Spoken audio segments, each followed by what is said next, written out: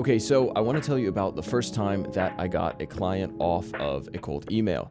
Now, this is around my junior year of college. I had gotten some paid jobs up to that point, but they're mostly through word of mouth. They're through friends and family. I'd never directly emailed somebody and tried to sell them on my video skills as a service. At the time, I decided that I wanted to make a 2 to 3 minute video for a local business to help pay off some new gear that I had just purchased. The business that I landed on was a summer camp that was right up the street from me.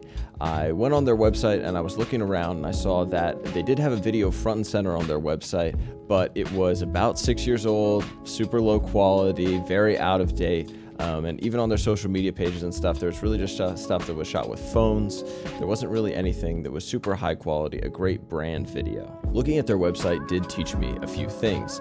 I looked at their front page and saw that the video, even though it was old and outdated, was still front and center. So somebody there obviously had to care about having video out there as a marketing tool.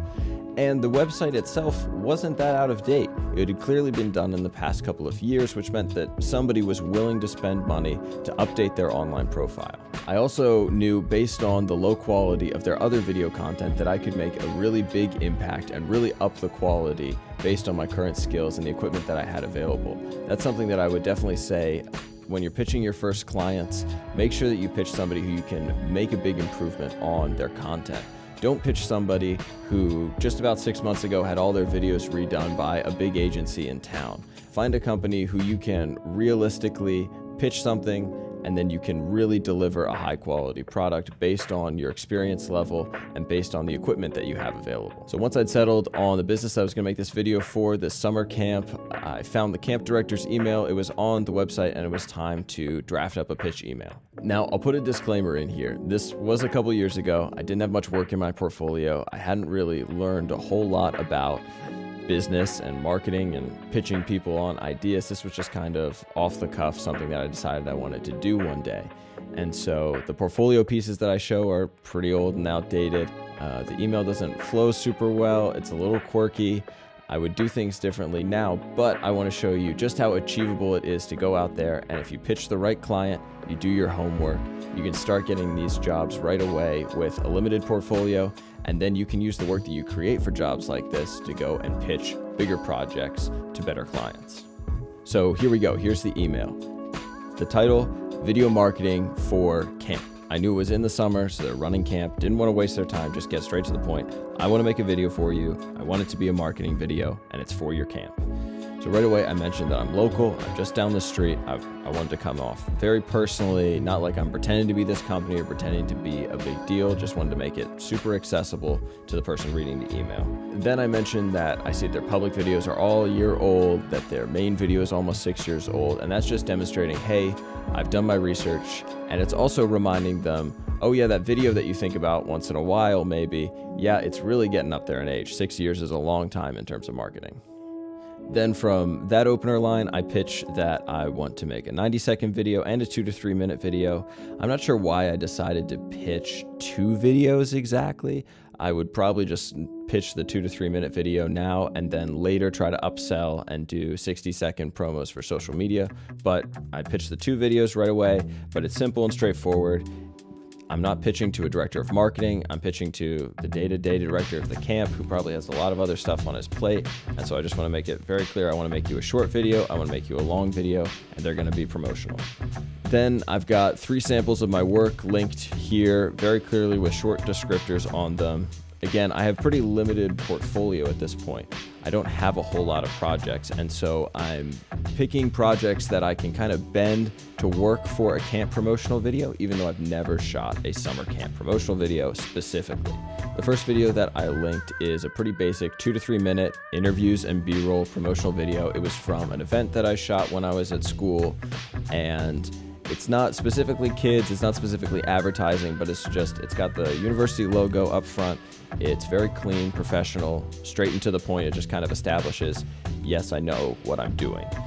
The second video on there is a trailer to a documentary series that I shot that was with childcare professionals and childcare centers. And so it has a lot of happy, smiling kids running around having fun. And that is kind of close in terms of subject matter, right? Summer camp, kids having fun, running around. And so that gets me close. Again, I don't have a summer camp video in my portfolio, but this gets me another step closer. I've worked with kids before. I've shot bigger projects with kids before, that kind of thing. And the third one is a weird one. I actually wouldn't use this to pitch anything now, but it's actually a cliff jumping video that I've made with my friends. And that was kind of my attempt to be like, hey, I'm active, I'm adventurous. If I need to jump in the pool to get the shot with a GoPro or whatever, like, you can trust me. And it's also more upbeat. And so if that's what they were looking for, I wanted to demonstrate that I can do that. I can edit and make it a little bit more exciting.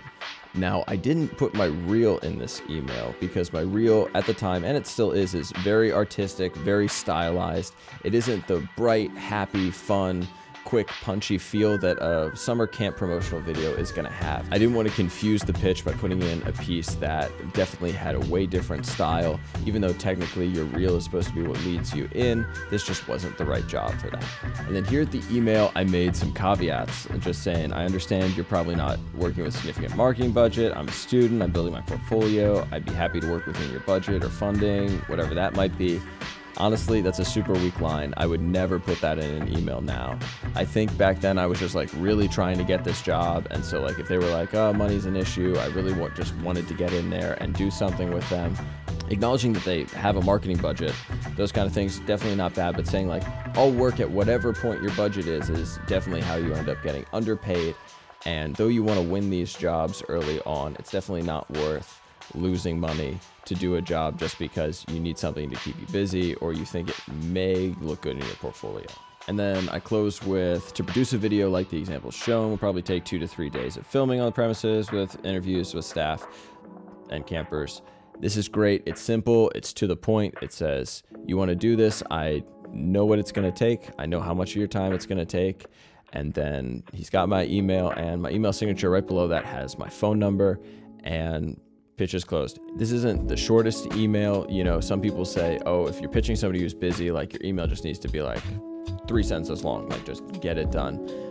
This is a fine length, I think. If I were writing it today, I definitely would have bolded some key terms. So if the person reading it were to be skimming, they would see, 2 to 3 minute video, local filmmaker, 2 to 3 days of production. Just the key terms should be bolded in your email, but this is a fine length for a pitch.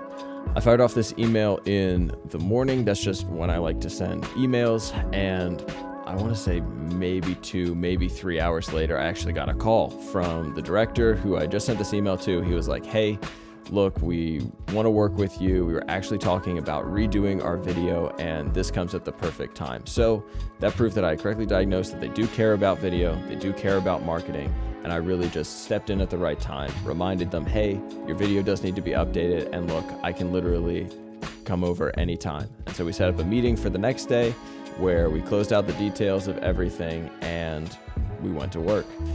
So it wasn't that big of a project in the end, maybe $1,500 or so, and it wasn't the greatest video in the world either, but it really blew them away. They were super happy with it. They came back to me a couple years later and were like, hey, we want to do some more videos. Could you come and do that again? Because we really enjoyed working with you the first time. So I hope that walking you through this email shows you that it's very achievable to go out there, start cold emailing clients, and finding people to work with in your video production business. Do your research and then pitch with confidence. Once you start to do a couple of these, you will accumulate more work, you'll have a better portfolio, and that will lead you on to pitching bigger projects, to pitching bigger clients, and hopefully more of the work that you want to be doing.